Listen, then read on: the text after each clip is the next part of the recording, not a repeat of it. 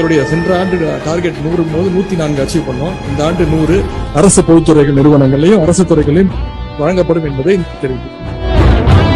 தமிழ்நாட்டோட மூளை முடுக்கெல்லாம் காட்டிலையும் மேட்டிலையும் ஓடி திரிஞ்ச கால்கள் இன்னைக்கு தலைமைச் செயலகம், கோஆபரேட்டிவ் பேங்க், டிரான்ஸ்போர்ட் ஆபீஸ்னு பரபரப்பா ஓடிக்கிட்டு இருக்கு.